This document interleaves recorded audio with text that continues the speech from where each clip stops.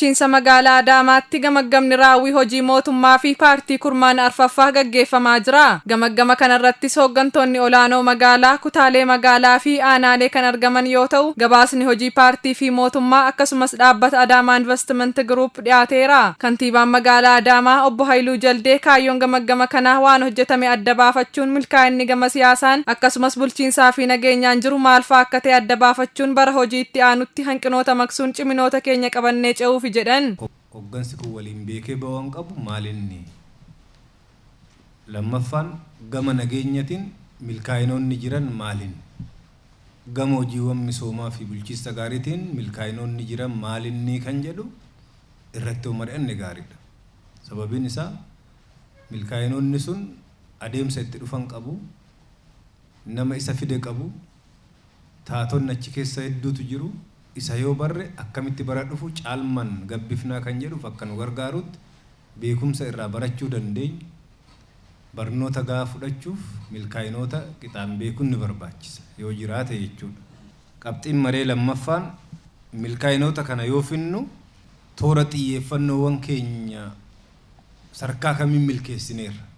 Toora xiyyeeffannoowwan hojii paartiitiin sarkaa kamiin milkeessineeraan jedhu xiqqoo qorannee jechuudha. Qabxiiwwan mariis yaadama badhaadhinaa lafa qabsiisuu, olaantummaa seenessa waloo lafa qabsiisuu, hooggansa biratti hojii qindeessanii hojjechuun maal akka fakkaatu, gurmaa'insa cimaa uumuu, paartii cimaa fi hooggansa cimaa uumuu, qulqullinaa fi ariitiin hojjechuu, boqonnaa qophii bara kanaafaa akka magaalaa kanaatti sadarkaa maaliirra akka jiran irratti kan mari'atamu ta'uus himan. Ga'umsa fi qulqullina keessoo paartiitiin eessarra jirra? Isarratti yoo mari'annee jechuudha yeroo hojii paartii mari'an. Yaadama badhaadhinaa lafa qabsiisuu waliin sarkaa maalirra geenyeerra? Akka lafa qabsiisuu qabnu maal hojjenneeti moo lafa akka qabsiifnu maalis akka hojjenne dhiyaateera. Amma garuu maalirra jirra? Bakka yeroo bara darbeetti yoo madaallu, bakka immoo ga'uu qabnu yoo madaallu maalirra jirraa kan jedhu.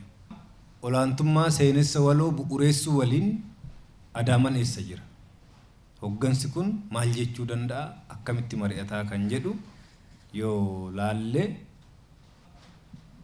gurmaa'insa cimaa uumnee darbuu waliin eessarra geenyeerra?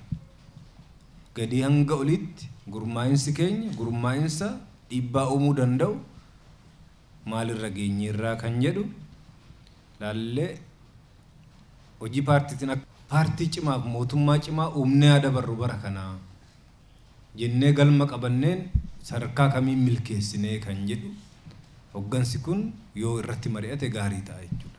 Gamaggamni kunis guyyoota lamaaf itti fufa jedhame.